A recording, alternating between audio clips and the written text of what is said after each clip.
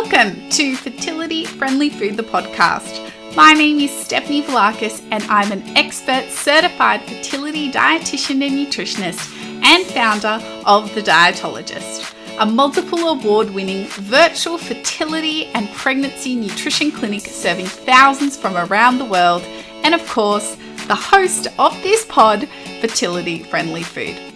This podcast is dedicated to all things health and nutrition in the world of fertility, reproductive health, and pregnancy.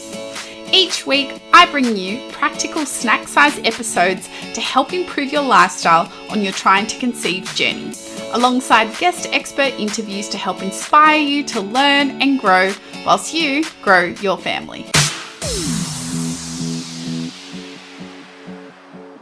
Welcome back to another episode of Fertility Friendly Food, the podcast. This week, I am really excited to have a special guest on the pod, Lana Hirth, APD, a fellow dietitian and founder of the Lana Hirth Dietitian Clinic and co-host of the New Mums podcast.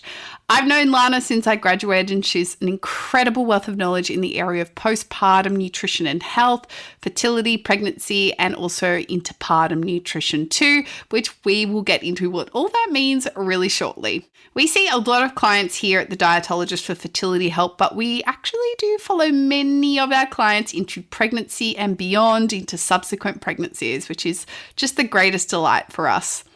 Often due to long and arduous fertility journeys, many start to contemplate subsequent pregnancies really soon after their little one has arrived, anticipating it may take some time or feeling the pressure of their age and the impact that this may have on their eggs or sperm.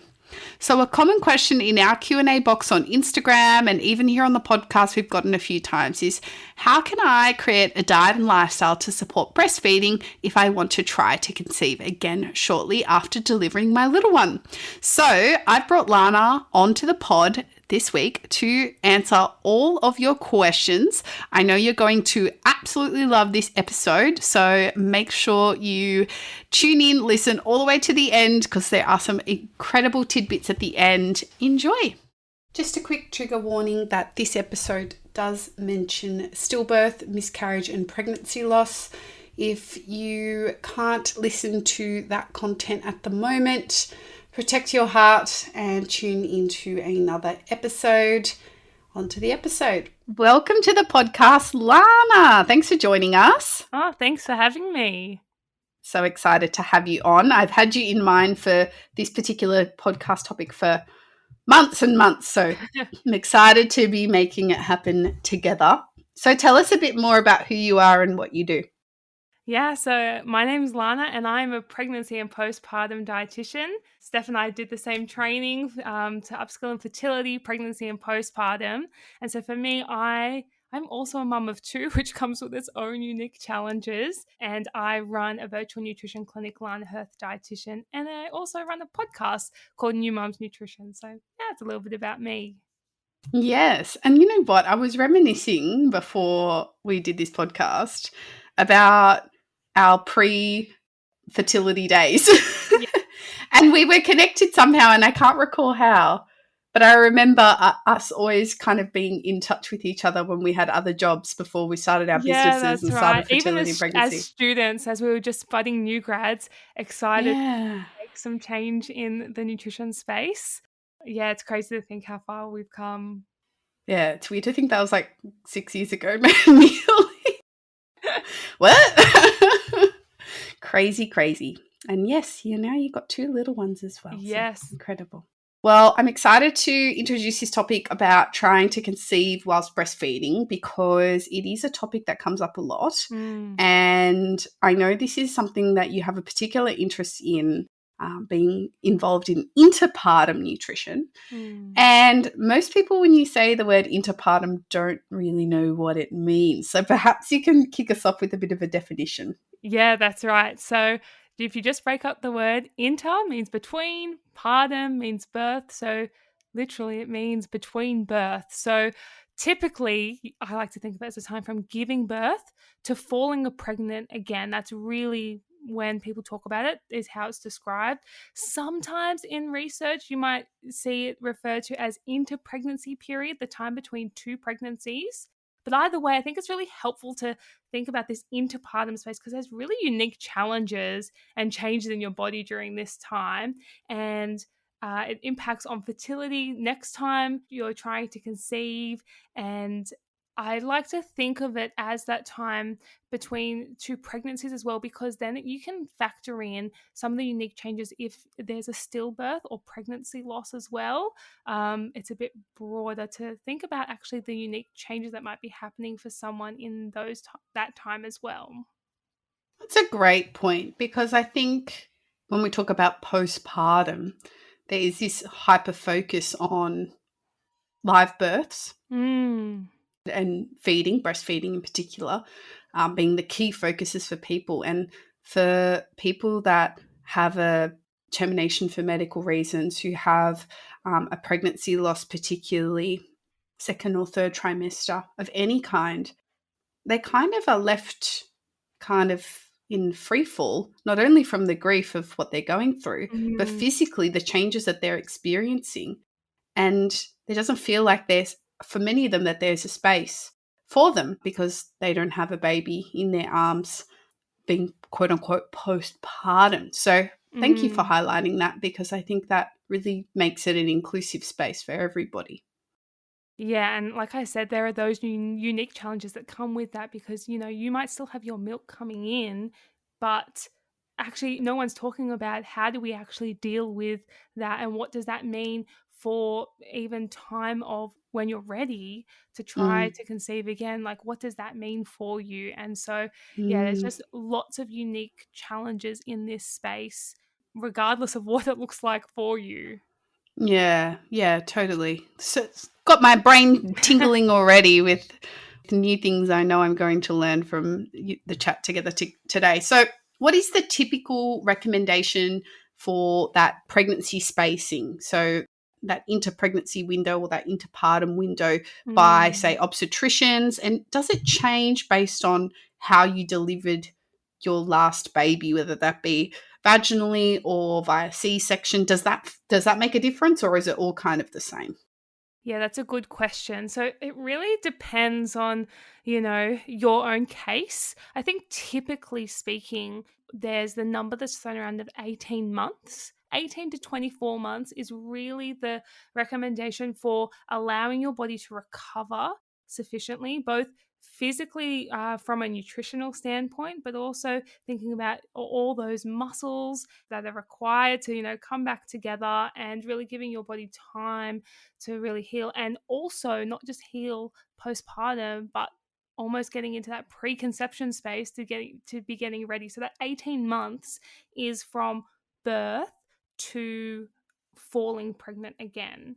And so that is really more recommended as a good idea to allow that process to happen for everybody. But in people who have had a C-section, it's more strongly recommended to give yourself that 18 months. However, that being said, it's really about looking at reducing your risk. And so, of course, if there are people who, you might be a bit older and not have the time, you don't want to wait that long, or for personal reasons you might want a closer spacing, then I would say typically like at least 12 months is what's safely recommended by obstetricians. Yeah, and happy accidents happen along the way. Yeah, that's right. Yeah, I think sometimes people we'll probably get to this, but I think people rely on breastfeeding as the ultimate form of contraception. Yes, no. Yeah, it's definitely should not be relied on. Like there is some evidence to say that it can be effective up until 6 months, but still all the recommendations say that, there's still a chance. And so if you don't want to fall pregnant in that first, especially that first 6 months, because I've seen it happen, then you need to obviously plan for that. Yeah, absolutely. We've all seen that one, that particular scenario. And the shock, it's always the shock of that's right. Is this pregnancy hormone left over from the last pregnancy?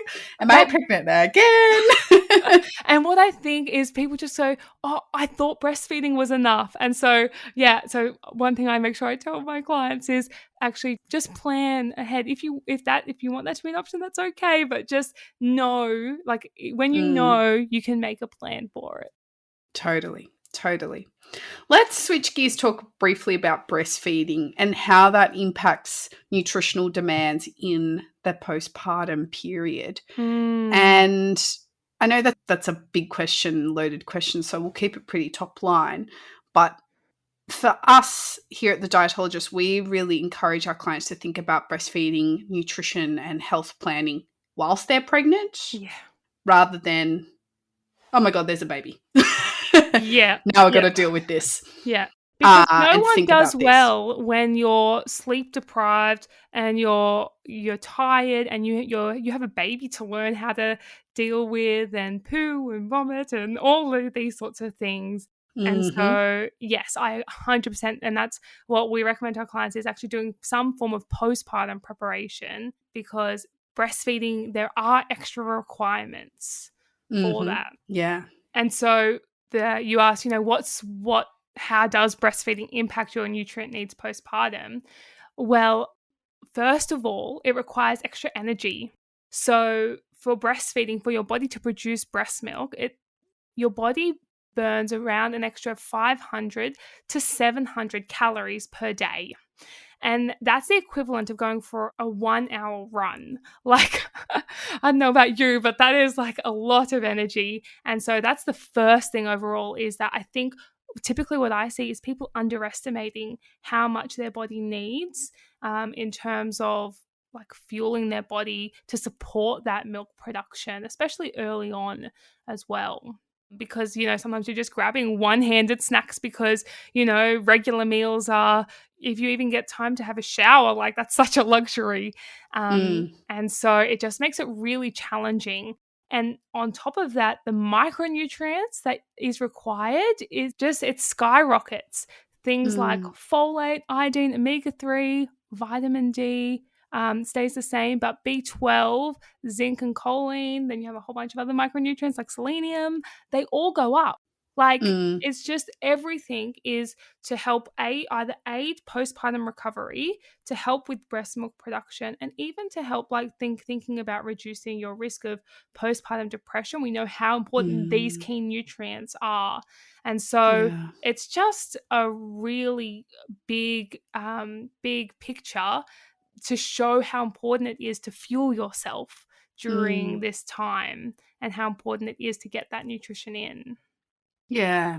Conversation that we're often having with, people that are anticipating a birth very soon is getting them to focus on themselves in those moments where they're being probably the least self-focused that they may have ever been in their entire life. It's really challenging for people.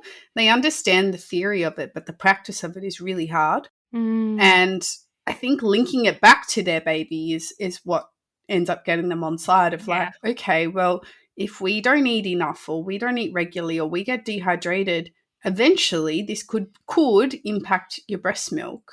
And if that's something that's really important to you, then we want to prioritize it, because if you feel like trash, your body's, not getting what it needs, it's going to impact you either in mood, in fatigue, in energy, in breast milk, in some way. And you're probably not going to be precisely the parent that you ideally would want to be, although who's ideally the parent they want to be all the time? Nobody. But my point is like, you're not giving yourself the best chance to put yourself in a good spot. So trying to have that little bit of self-focus, or externalizing that and giving that a little bit of that reminder to somebody else to help remind you, whether it be your partner or a friend or your mom or your sister, to help you with that, because it can be hard. Yeah, and it can be so challenging. I think having that support network around you so that you're not the only one, but setting things in place. So it might be about making sure that maybe breakfast is a non-negotiable, making sure that you remember that actually after you give birth, you still need to take a supplement every day, especially if you're breastfeeding. We know guidelines say you should be at least having an iodine supplement to help with your breast milk production. And we see outcomes in kids who have been breastfed and who have sufficient iodine in their IQ and their brain development up to 7 years of age. And so for mums, sometimes for me, like you said, it's reminding them actually that for us, it is about taking the supplement regularly, having regular meals, or at least prioritizing. It might be making sure you have that handful of nuts in the day, because that's something quick and easy that you can grab, so that you're boosting your energy levels as well, and also passing on some of those micronutrients through your breast milk. Because what we eat doesn't really, like, the macronutrient composition of our breast milk is fairly stable. But when it comes to micronutrients, if we're depleted in some micronutrients, things like iodine and our omega-3 levels, we see when they test people's breast milk samples that if the mum's not having, say, enough oily fish and omega-3s, the breast milk will be slightly lower in that composition of fat. They'll still have the sufficient fat, but maybe the type of fat will be different. And so baby's still growing, getting everything they need on the macronutrient level, but those micronutrients will be the thing that's different.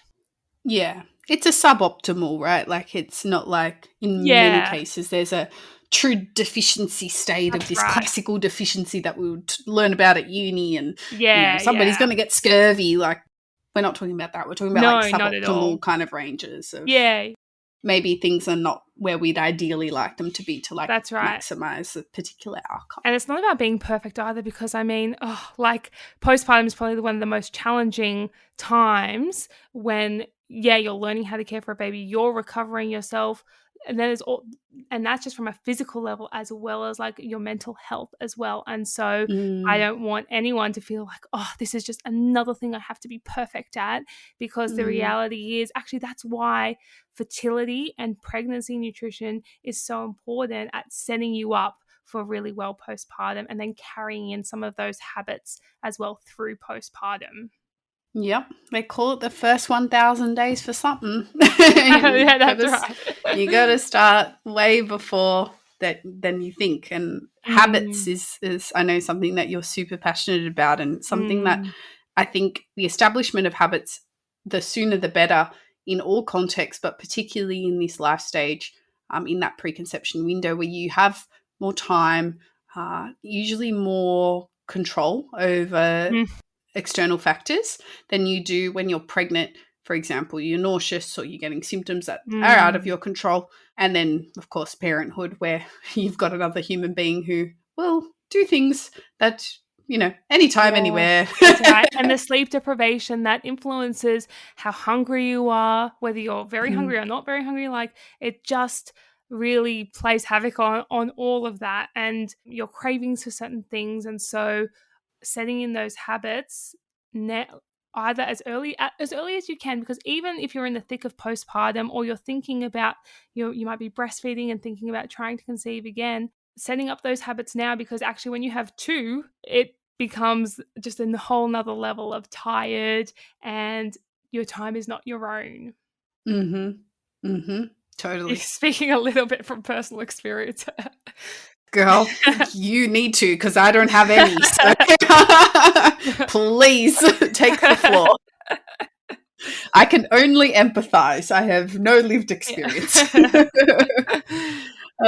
So we touched on briefly around breastfeeding and how it can, particularly exclusively breastfeeding, which can suppress ovulation and then consequently menstruation, which is your period.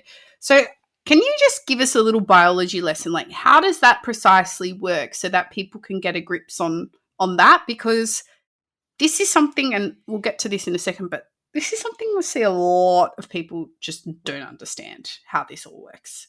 And it's the linchpin to then understanding the on-flow of effects of trying to conceive whilst breastfeeding. Yes, you're so right in that. And so, okay, let's take a step back and have a think about actually what happens when you're breastfeeding and what even is going on with the hormonal changes. So when your baby is latching and suckling, that suckling action helps to increase the amount of prolactin in your body. And so prolactin is the main breastfeeding hormone. It's what helps responsible for your breast milk supply. It really, like when someone's looking at your supply levels, sometimes they're trying to help to increase your levels of prolactin, so it has a downward effect to help with milk production. But one of the impacts of prolactin, and I could get into the nitty-gritty, but if we take it all the way down, it has this flow-on effect to impact luteinizing hormone. Now, people might have heard of that one before. It's the one that you need a big surge of before you ovulate. And so prolactin stops that surge from happening. If it's in really large amounts, if you have lots of prolactin in your body, it will stop that surge happening that tells your body to ovulate. And so what happens is we're talking about, how does exclusively breastfeeding suppress ovulation? Well, it's through this hormone prolactin and stopping that surge of hormone. And if you're not ovulating, then that sort of stops or holds off your period from happening. And so that's really the process of how or why you might not have a period for a while you're breastfeeding. Yeah, I think this is such an important thing to talk about because I guess for us, we had just have such a large cohort of particularly one-on-one clients who, maybe took multiple years to conceive. However that looks, right? And they finally get to the point where they're going to have this baby and they're so excited. And their ideal goal would be to have more than one child. But their fear is, I'm getting older. It took this many years to get this baby. How long will it take before I get another baby? And will it get harder or will it be easier because my body knows what to do in bunny ears, in air quotes. And so the planning for the next baby often happens much sooner than maybe in other cases because of their history, which is understandable. And as a result, then it becomes this constant game. I find a lot with my clients of, I want to breastfeed, but I also want to try to conceive at the same time. How do I make this happen without interfering with the breastfeeding or interfering with the menstrual cycle? And I'm like, biology wasn't ready for this. It just is not prepared for maximizing ovulation and your cycle whilst breastfeeding. It's possible, but is there a science to it to help people try and restore ovulation, whether it be nutritional for those people that want to do unassisted conception whilst they're breastfeeding their little one? Yeah, that's a really good question. And I think I want to take a step back as well for us to think about how long it actually takes to your period to come back when you're breastfeeding. Because I think sometimes I'll have people, who might ask, can I start trying for a baby now? I'm 6 months postpartum, I'm 7 months postpartum, I'm still breastfeeding. I haven't gotten my period back. When should I be worried that I haven't gotten it back yet? And when do I need to start ramping up the interventions to help it come back? And so I think it's actually really interesting that in different places around the world, it comes back differently. And in different cultures, we find like there's different averages. So in Australia, it's typically, the middle, there's a wide variation because it depends on your breastfeeding journey. And again, how much breastfeeding you're doing. And if you're doing mixed feeding, that you might see your period come back a bit sooner. But in Australia, it's on average around 10 months, which I think people don't really speak about very much. But I'll definitely see clients where it's actually very normal that it might take 12 to 15 months for your period to come back. And some women get it as early as, 8 weeks postpartum. And that's just the way their body works. Yeah. And is able that to would be me. My period comes hell or high water. It doesn't care. And some people Every doctor's like, let's just try and shut this down with some hormones. My period's like, And you feel so ripped off. You feel so ripped off when you're the one who's like, oh, I might not have my period for 9 months, Another and it comes year. back 8 weeks. It's always people with painful periods too, That's let me right, tell yeah. you. Yeah. And so I think the first thing is it can take a wide range. And so sometimes when people ask the question, can I fall pregnant while breastfeeding? Sometimes it might be about reducing the length of suckling time, because when your baby is feeding, especially as they get a little bit older, so especially after that like 6-9 month age, or even like 12 months, depending if you're still breastfeeding, then baby will sometimes do a true like feed and really be like working hard to withdraw milk from your breast. But there may come a point where baby is just sort of latching on for comfort and doing, which is totally fine, but they might be doing more of that suckling action. And so one of the strategies we sort of recommend is either like if you can reduce total suckling time throughout like a 24-hour period, that can be one strategy to help with those hormones. If you've got less suckling time, you might have slightly less prolactin that's going on. Obviously, the first thing I do is I talk about actually what's your goal when it comes to this. How comfortable, like how far do you want to go? For some people, they might consider weaning as an option down the track. But for me, it's about having that conversation about where someone is at in with their goals, because everyone's going to be at some place different, and it's being really clear on that for yourself first, knowing what you want. And that can change, that's okay, but I just find we need to have a really clear conversation about that first, because breastfeeding and trying to conceive are just such emotionally invested areas, and it's really tricky when it feels like they're competing. And so and it's really frustrating when people might want to be thinking about going and seeing a specialist, and they've basically just been told, just come back when you have stopped breastfeeding altogether. And so sometimes I'll get people come to me wanting to, and I say, let's try and do everything else we can, because we know we have nutrition strategies to try and get your period back. And one of the reasons your period might not be coming back might be related to the prolactin and the breastfeeding.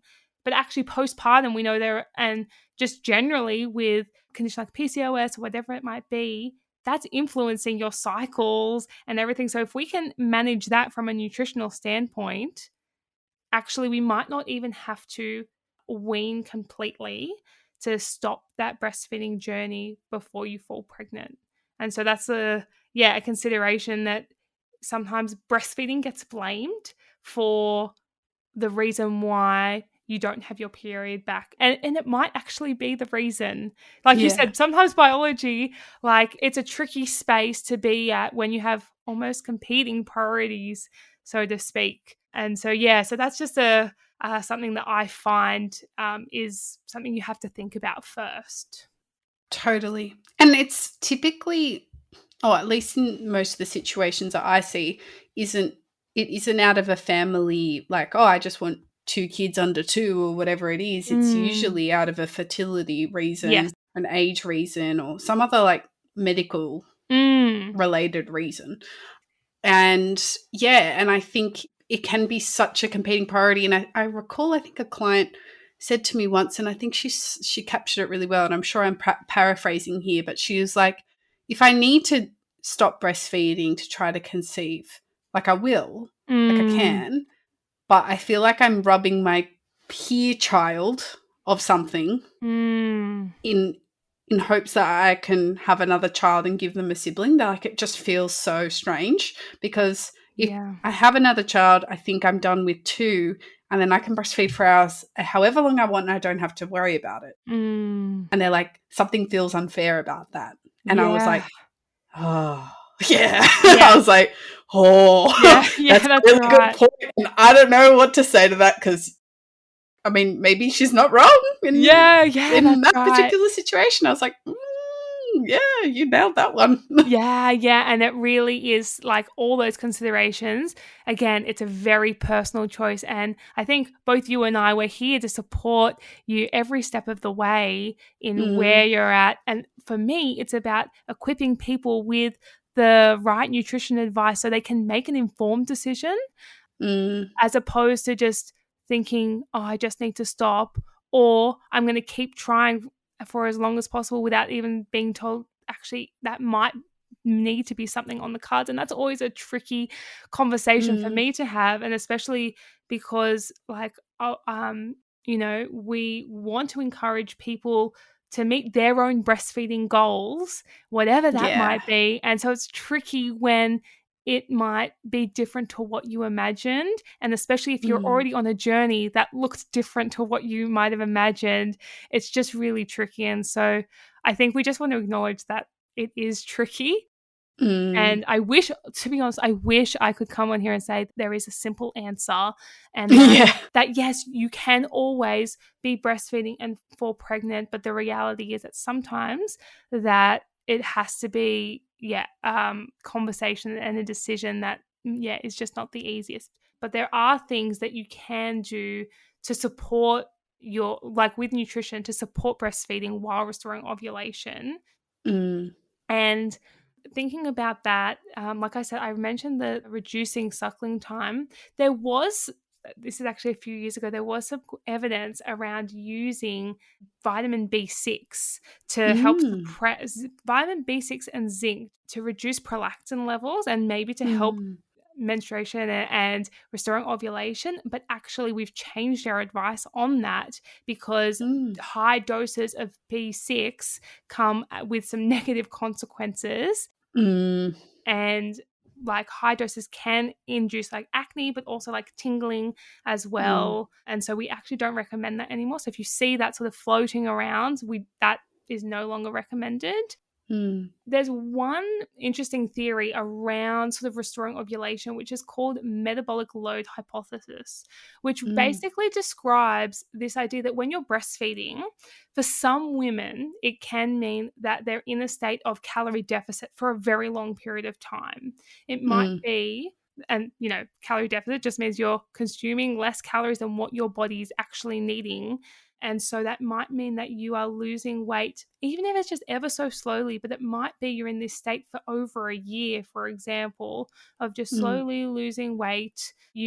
And whether it doesn't matter what weight range you're in, but the idea is that if we can get your body to be in a stable weight where you're not losing weight or you're not in a calorie deficit where you might even be gaining a little bit, sometimes that's enough to restore ovulation, to actually stop that slow process. So we're really, when we're at this stage of using nutrition strategies to support breastfeeding, it's a combination of using what we already know for restoring ovulation and fertility. And then I like to think of it as like using all the tricks in the book so that we can help you reach your goal. Can you see how like these are things that are a bit like icing on top of the cake? We want to really make sure your fertility nutrition is still really good and that you've got the basics down pat, but maybe if we help reduce suckling time, if we use appropriate supplements, if we look at this metabolic load hypothesis of maybe helping your weight to be a bit more stable, or the amount of energy you're having to be maybe in a bit of a surplus. It's using all these things to create this picture of restoring ovulation. Does that make sense? Totally. And I think something that and I'm so glad that metabolic load hypothesis was you explained that so beautifully, because something I commonly see is people kind of almost falling a little bit into maybe a version of hypothalamic amenorrhea where they're in this kind of energy depleted state. Maybe they've really kicked up the exercise, 6 to 12 months on, or they're setting some really like big physical activity goals, but they've never considered the impact that would have on their eating, or they're pursuing like really aggressive postpartum weight loss, and how much of an impact that can have on that hypothalamic pituitary ovarian axis and just shut the whole thing down. That's right. Even if it was trying to get started. Yeah. Prolactin aside, right? So like it's all like this big Venn diagram. Like you've got all the breastfeeding stuff, yes, but you've also got just general reproductive health stuff that maybe you weren't aware you were at risk of. There's new situations, lifestyle, or it's a new medical condition that you didn't even know you had. A thyroid condition, for example, Yeah. can do that to you, and you never knew you had a thyroid condition ever before. You didn't have it in pregnancy, you didn't have it in preconception, or it was Yeah. missed or something. And then all of a sudden, postpartum, your thyroid goes kaboom, and you need Yes. to deal How with often have that. I seen that? Yes. Oh, yes, we've all seen one of those Yes. cases. Yeah. It's so stressful every Yes. time. And the weird thing about that particular thyroid condition, Lana and I are referring to postpartum thyroiditis, which is typically Yes. an overactivity of the thyroid, which can create rapid weight loss in particular. And people mistake that for postpartum weight loss and Yes, just or they think breastfeeding. it's normal. They think, "Oh, okay, Yes. I'm breastfeeding. This is what I heard some people Yes. say that this might happen. Oh, okay." And then, and then next minute they're like, "Wait, this isn't stopping, and I feel exhausted, and I can't even go for a 20-minute walk without feeling like floored. What is Mm-hmm. going on?" And so, like, I think for me, again, this is why I'm like, sometimes breastfeeding gets blamed for the reason that your periods Yes. haven't come back, when actually it could be something genuinely like postpartum thyroiditis or another condition, or Mm-hmm.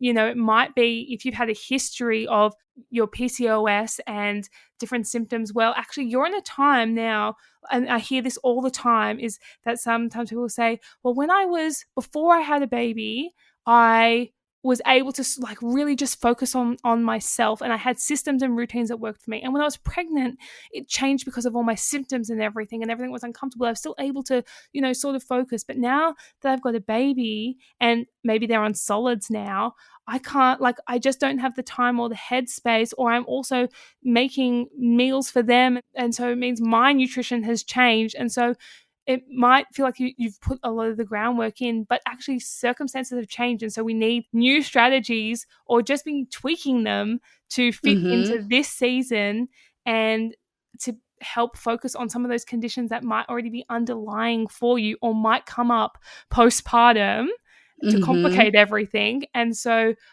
Just for funsies.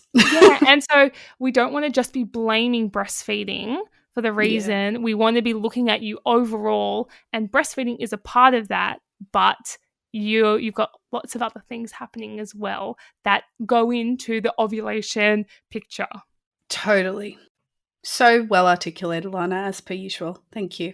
Are there any medical strategies that you're aware of? I know that you're not a doctor, but just from your experience in this arena, that helps new mums maintain the breastfeeding goals whilst pursuing their goals of trying to conceive?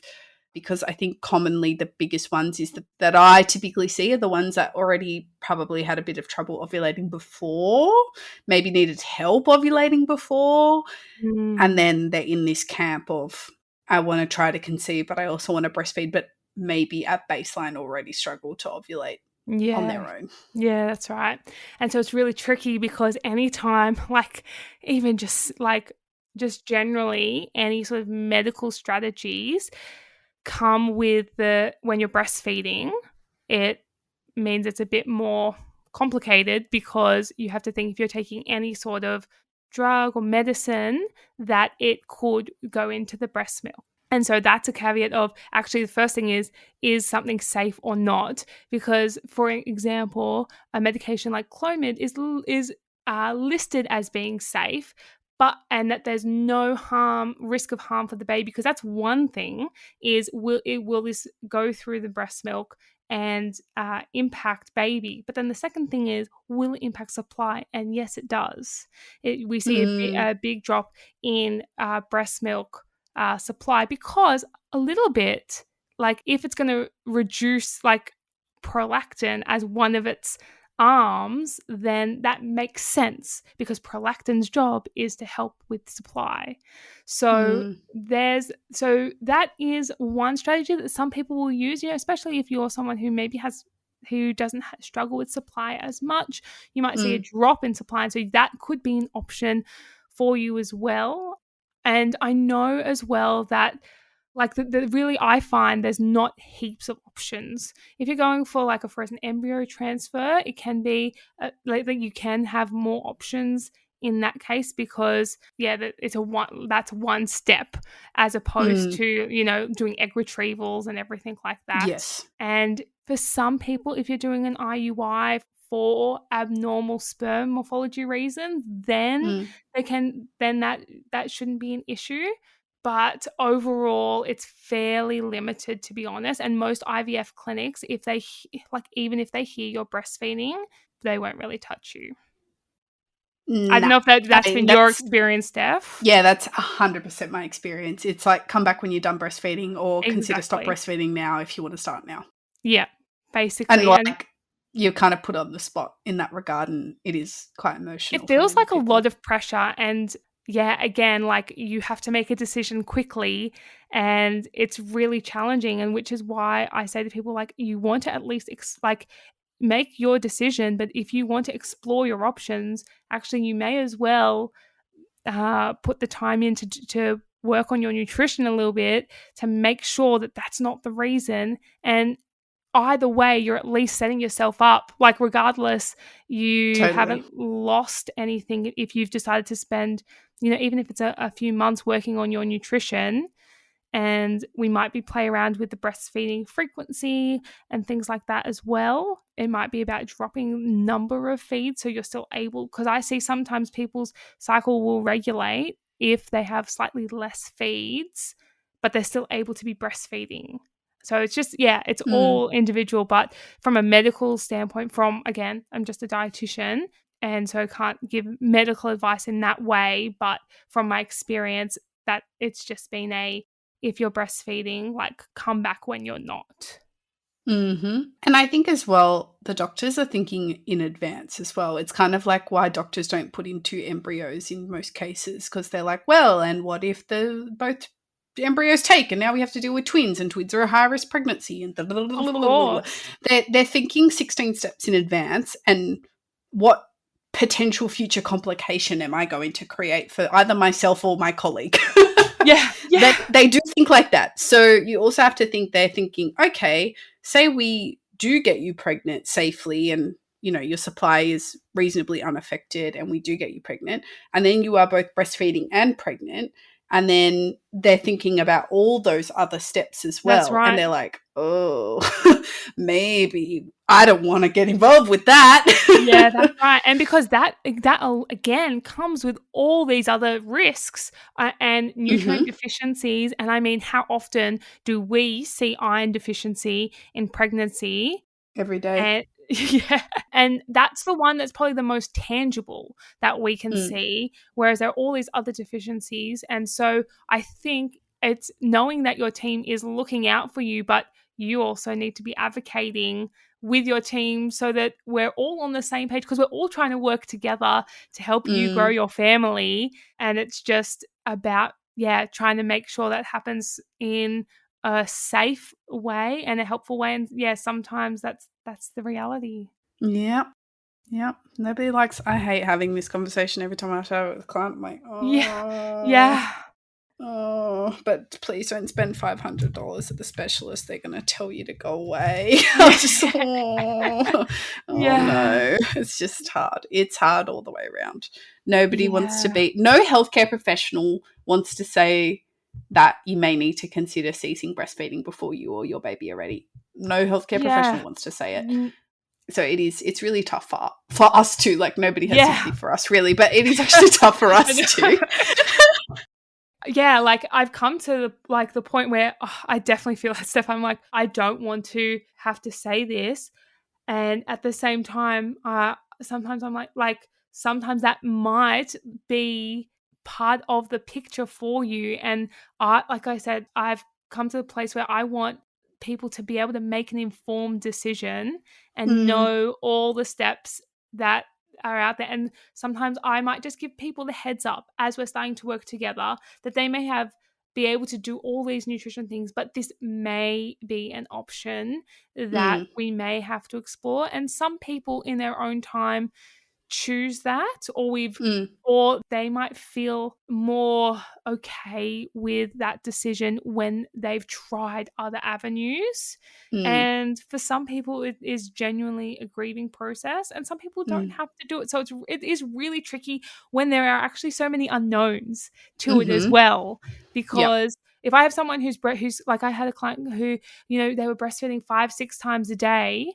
Well, I actually don't know if for them and their body, if I've had clients, if they are breastfeeding, maybe closer to 3 times a day, their periods come back and their cycle regulates. But Mm. for some people, it's actually when they stop breastfeeding altogether. And so that's really tricky because there's no real There's no signal to rhyme or us reason. that tells Yeah. us exactly why. So it's just a really tricky thing when it's a bit unknown for everyone involved.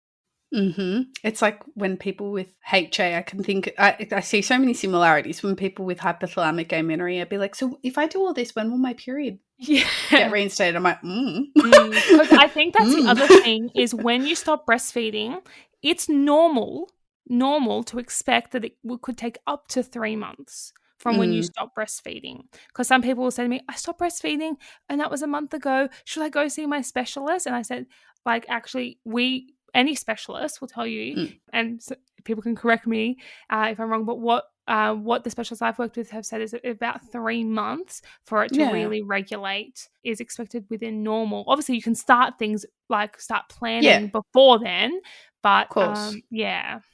Yeah. It's one of those we wish we had a crystal ball situations, but we just don't. That's right. And so, at least for me, this is why I say I like to use all those tools in the toolkit because Mm. in this unknown, well, actually, like we can try and use these things and Mm. use good fertility and postpartum nutrition, the sort of the crossover, which I really love, Yeah. to help them work together. And we can use these things. And if you invest and you put the time and effort into doing this, well, actually, you might just be a few steps ahead if you do stop breastfeeding. If that Mm-hmm. is something that is part of your picture, well, you're actually a few steps ahead of your fertility journey in terms of that prep and prepping your body for preconception nutrition. Totally. So for those who already know in advance that pretty much going to have a closely spaced Mm. pregnancy, out of desire, necessity, whatever, when should they start thinking about preconception preparations, in your opinion?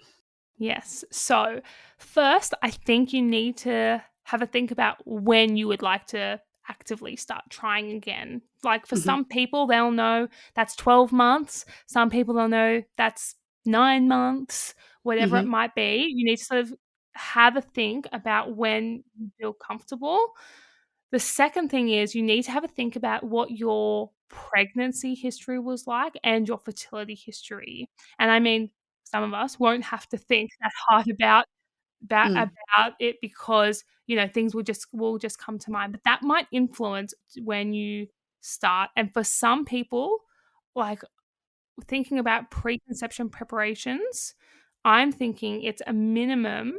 Like I would say, if you're wanting to have closely spaced pregnancies from 6 months postpartum, I Mm-hmm. would be actively thinking about preconception nutrition. Although for some of my clients, if I have clients who are wanting to try it 8 to 9 months, they're wanting to actively try, we're already working on it at 4 months postpartum.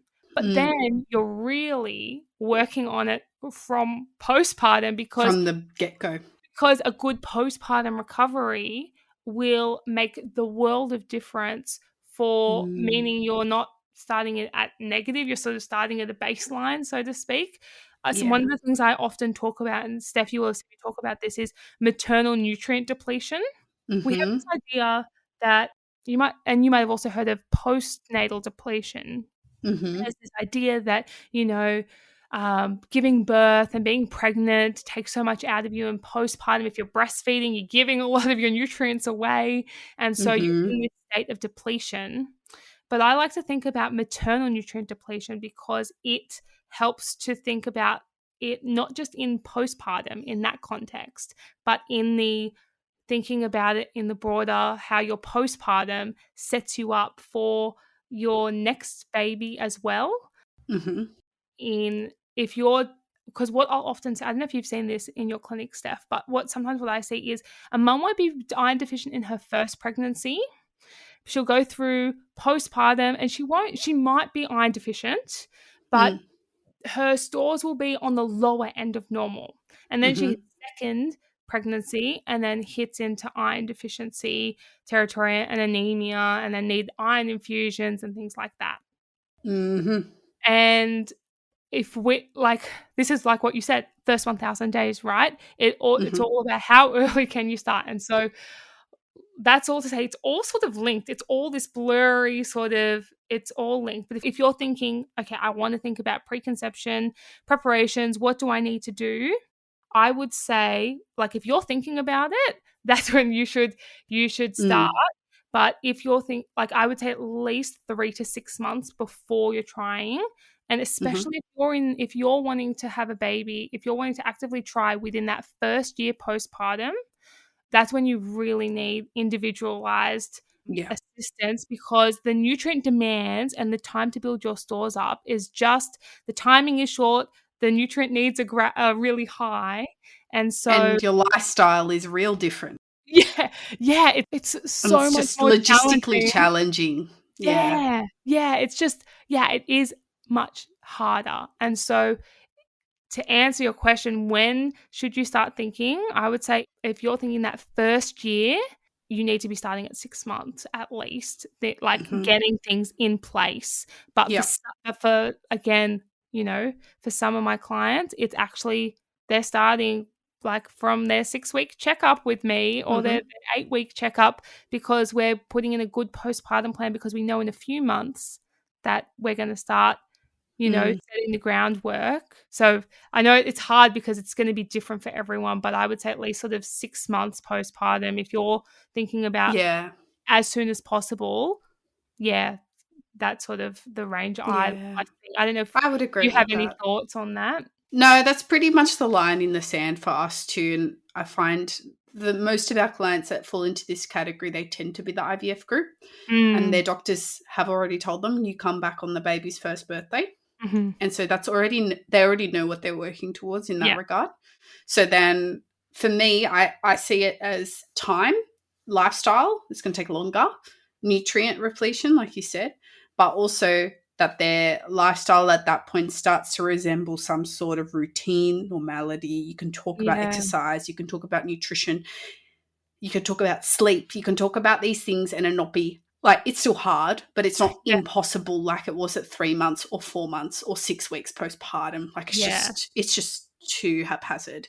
I think at that early postpartum phase, you're looking at how do I survive and how do I maintain what is happening right now? But 6 months, your head starts to come out of clear and come out of the water as you learn your baby and as you develop routines and things like that and get into this new normal-ish, even though it doesn't, you still feel like you're scrambling a little bit. But I think you're right. That 6 month, you have a bit more, for many of my clients, have a bit more of that headspace to actually be able to think, as opposed to just being in the unknown and the newborn haze. Yeah, that's right. Yeah. And I think part of that is got to do with solids. I know we talked briefly about solids before, but I think part of it has got to do with solids, and solids can be hard in a way, because now you're like, oh my God, now I'm not just breastfeeding or making a bottle. Now I've got to do this food thing on top of the puree. Yeah, that's right. The puree? Do I give them a banana? I don't know.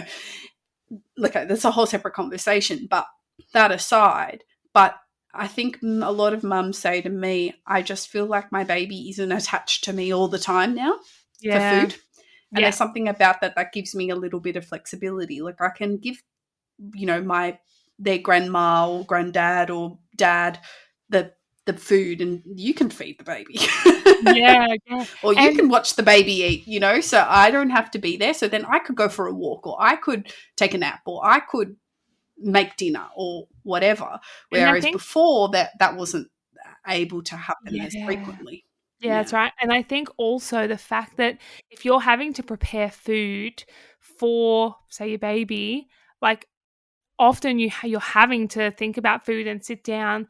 Like what I say to a lot of my clients is, you may as well like try if you can to sit down at the same time and now get into Always. the habit of eating when they're eating and eating with them. And sometimes if you're doing already thinking about habits, it's just easier to tack on you eating at the same time as well.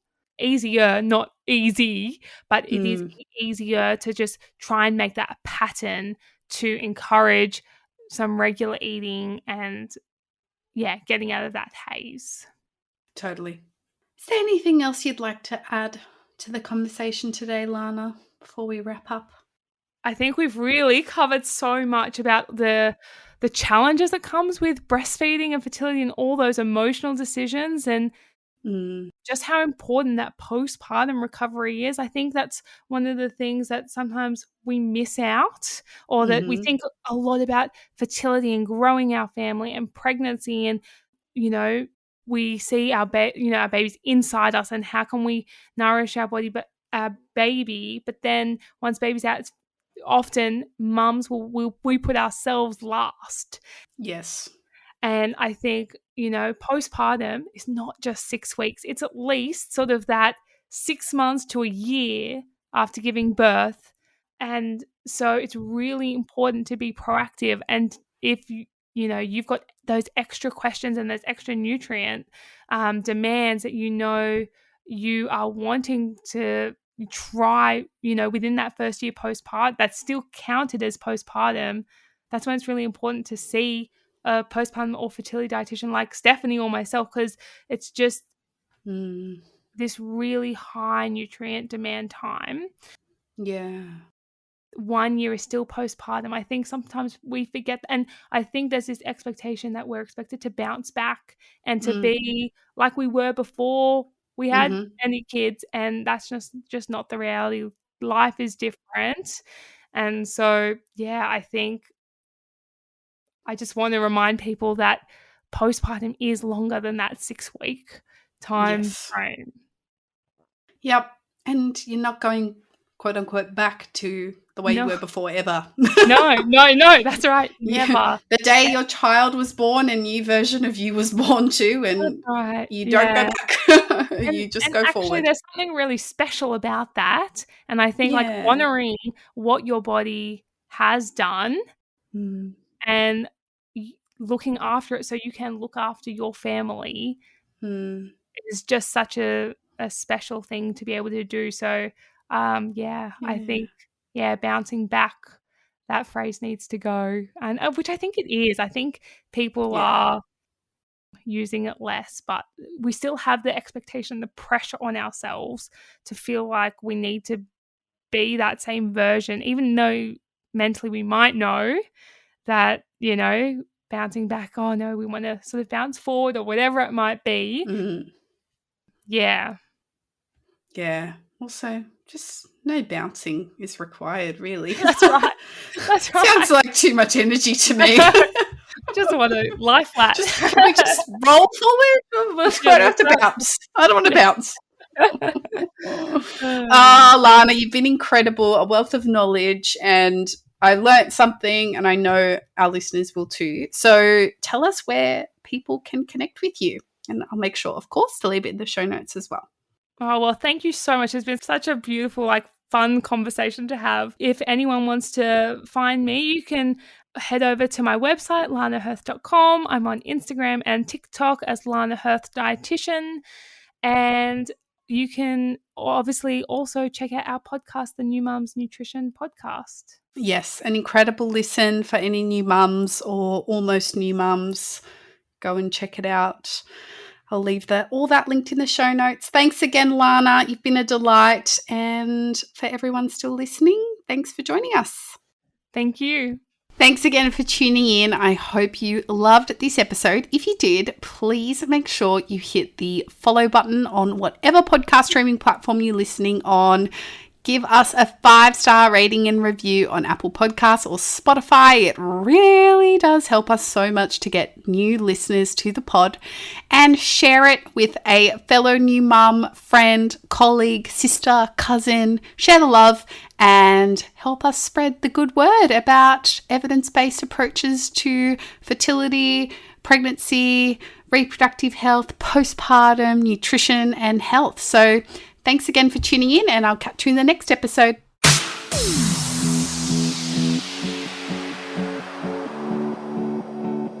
Fertility Friendly Food, the podcast, acknowledges the traditional owners of country throughout Australia and recognises the continuing connections to lands, waters, and community.